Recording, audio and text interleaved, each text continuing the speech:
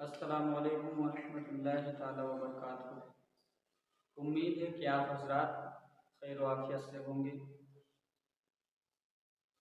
आज का जो हमारा टॉपिक है,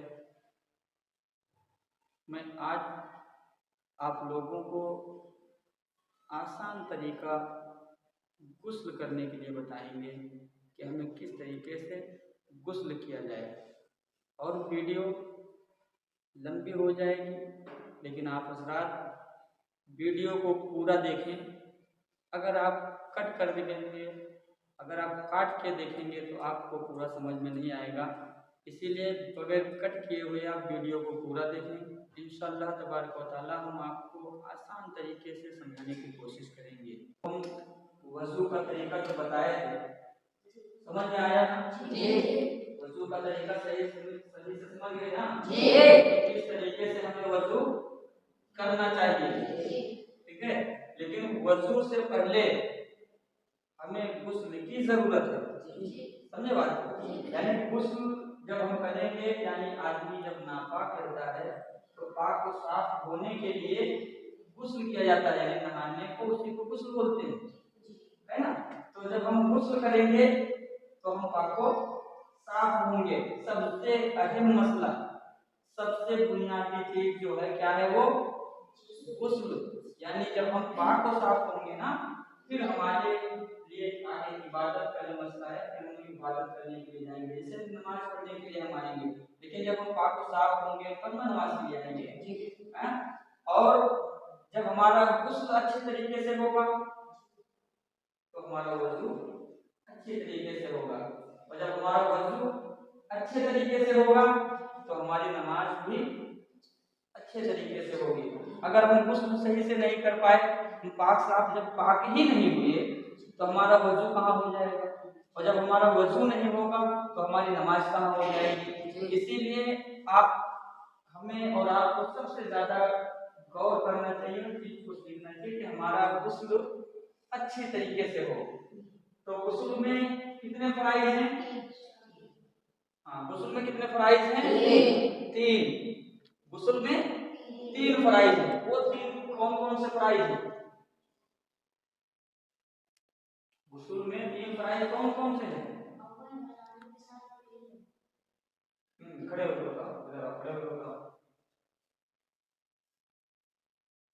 अव्वल गलाने के साथ कुल्ली करना, और दूसरा नाक में नरम हड्डी तक पानी भरना, और तीसरा पूरे बदन पे पानी भरना। हाँ, पानी भरना सही है। क्या है? कितने फराइज हैं? तीन। सबसे पहला क्या है? कुल्ली करना। कैसे?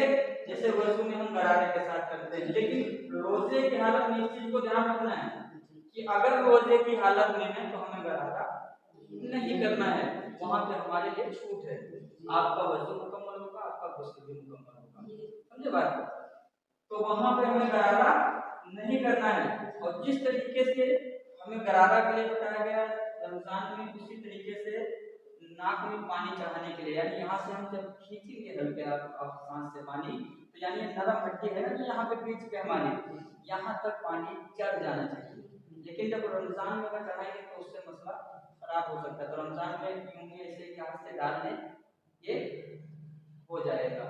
और पूरे बदन पे पानी फेंकना, यानी इतना बदन है गुस्ल करने के बाद इतना भी पानी फेंकना कि कहीं एक बाल के बराबर जिस्म में कहीं सूखा नहीं रहना चाहिए। ये क्या है? फराइज है ना। लेकिन आप गुस्ल करेंगे तो उसका सही तरीका क्या है करने का, हमें फराइज को भी ध्यान रखना है। अगर आदमी नापाक है, हाँ, तो किस तरीके से करेंगे? कौन बताएगा? करके कौन बताएगा तरीका सही तरीके से? कौन बताएगा? किस तरीके से गुस्ल करोगे जो आप पाक होगे? हाँ? किसी को नहीं मालूम है? तुम बताओगे? जी डॉक्टर दबा देना देगा, तीन बार बोलना। किस तरीके से गुस्ल करोगे? नहाओगे तो कैसे साफ होगे? जी तीन बार डॉक्टर दबा देना। हाँ, तीन बार कुल्ली करना। पहले कुल्ली कर रही हो हाथ धोएंगे तब।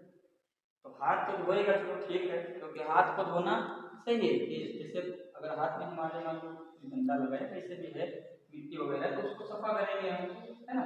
तो हाथ को तो यहाँ तक धुल लिए, वो चलो हो गया, सही है। लेकिन अब क्या करेंगे? कुल्ली नहीं करेंगे, ऐसा नहीं। क्या करेंगे? देखो, सबसे पहले अपने हाथ को धुलेंगे गट्टे तक, यहाँ तक तो सही है, यानी अपने गट्टे तक धुल के अपने हाथ को हम साफ करेंगे।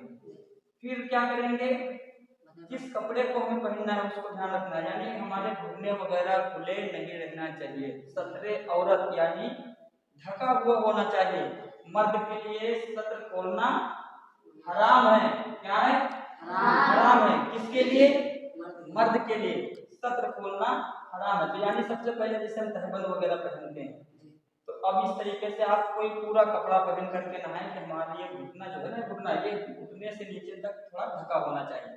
जैसे ये घुटना है, अब इसके यहाँ से नीचे तक अगर ढका है तो सही है। उसके ऊपर का ये जो हमारा है ये सत्र है, ठीक है। सत्र जो है ये छुपाना मर्द के लिए फर्ज है, खोलना हराम है, ठीक है। तो अब जिस कपड़े को ध्यान रखें कि हम जिस कपड़े को पहन रहे हैं, जैसे तहबंद वगैरह, तो सबसे पहले उसका पाक होना जरूरी है, ठीक। अगर वो कपड़ा पाक नहीं हुआ तो आप जब आप नहाएंगे तो जितना पानी के छींटे जाएंगे तो आप पाक को साफ नहीं होंगे। तो इसलिए जिस कपड़े को हम पहनते हैं तो पहले क्या करेंगे कि नाक पर ढोली, इस नाक से नीचे, यानी पहले अपने कमर के हिस्से को धुलना है, यानी इसको इतना धुलना है कि हमें पूरा पाक को साफ कर लेना है। जैसे तहबंद में अगर कहीं में लगा हुआ है उसको हम धो लें अच्छी तरीके से। फिर जब ये पूरा धुल करके सही हो गया, अभी अगर हमें शक है तो आप नहा भी सकते हैं, आप अपने शरीर को नहा भी सकते हैं, ऐसा नहीं, आप नहा भी लें। नहा करके अगर और आप अगर पाक साफ में पहले से मान लो गुस्ल करना है तो आप यहाँ तरीका ये है कि आप यहाँ से पहले अच्छे तरीके से नीचे से सफा करें, उसके बाद में आप गुस्ल करें। अब गुस्ल करने का मतलब जो है उसमें सुन्नत तरीका है, तो आप हाथ धुलें, यानी वजू के तरीके से आप कर सकते हैं। जैसे फर्श वगैरह में नहा रहे हैं तो आप पैर भी धुल ले, नहीं धुलेंगे तो उसमें कोई हर्ज नहीं है कि आपको वजू नहीं, लेकिन फराइज का हमें इसमें ध्यान रखना है। अब हम जब करेंगे तो सबसे पहले कुल्ली करना है, नाक में पानी चढ़ाना है, उसके बाद में जब नहाना है तो हमें पूरे बदन पे पानी बह जाना चाहिए, कोई एक बाल बराबर यानी एक रोमा सूखा नहीं रहना चाहिए, उसके ऊपर से पानी बह जाना चाहिए, उसके ऊपर से पानी बह जाना चाहिए। ये क्या होगा? फराइज में से अगर एक भी बाल के बराबर अगर खुश्क रह गया तो नहीं होगा। अब यहाँ से जब आप नहा लें, यहाँ से इसको सफा करें, फिर आप गुस्ल करें। अब क्या है कि सबसे पहले दाहिने कंधे पे पानी डालें, कितना? 3 मग्घा या जग या लोटा वगैरह जिससे भी नहा लें, तो 3 मग्घा पहले इस दाहिने हाथ कंधे पे डालें, फिर इधर डालें, फिर आप सर से नहाएं। फिर जिस तरीके से आप नहाते हैं उसी तरीके से नहाएं, ठीक है। लेकिन हमारे को ये ध्यान रखना है कि हमारा शब्द जो है वो छुपा हुआ होना चाहिए। और अगर आप बगैर तहबंद वगैरह के नहा रहे हैं तो अगर मान लो किसी बाथरूम वगैरह में यानी बंद जगह में नहा रहे हैं, बंद जगह में नहा रहे हैं तो आपका गुस्ल हो जाएगा, गुस्ल हो जाएगा, तो आपका गुस्ल हो जाएगा। लेकिन आपको ये ध्यान रखना है कि हमें जैसे किबले के रुख नहीं होना है ऐसे हालात में। अगर हमारा सत्र खुला है तो हम किबला को मुंह करके पीट करके न नहाएं, फिर हम अपनी पोजीशन को जो बदल के रखें, ठीक है। इस चीज को हमें ध्यान रखना है। तो गुस्ल में ये 3 फराइज है और उसका तरीका जो है ये तरतीब से ये तरीका है कि पहले हाथ धुलेंगे, फिर हाथ धुलने के बाद अपने कमर के नीचे सारे हिस्से को धुलेंगे, साफ करेंगे, उसके बाद अपने कंधे से पानी डालेंगे, फिर इस कंधे से डालेंगे, फिर अपने पूरे सर से डालेंगे। और गुस्ल करने के बाद हमारा कोई हिस्सा बाकी नहीं रह जाना चाहिए। समझ गए ना? समझ में आया? ये है इसका तरीका। और ये तरीका नहीं कि हम गड्ढों तक हाथ लगे फिर कुल्ली करेंगे, पहले ऐसा कुल्ली नहीं करते, ठीक है। हाँ, तो न्यूज़ पढ़ना थोड़ा ध्यान रखो कि ये चीज क्या है, इससे तो कोई भी सवाल कैसे करता है बाद में बोलना नहीं। और ये जो बात बताई गई इस पे पूरे तरीके से ध्यान रखो, कभी भी पूछा जा सकता है आपसे, और जब आपसे पूछा जाएगा तो आप करके भी बताना है। हाँ, जैसे हम आपको प्ले करके बता रहे हैं, इसी तरीके से आपसे करवाया भी जाएगा। समझे बात को? क्या आप हजरात समझ गए होंगे? और आप हजरात चैनल को सब्सक्राइब करें, वीडियो को लाइक शेयर कमेंट ज़रूर करें। अस्सलामु अलैकुम वरहमतुल्लाहि ताला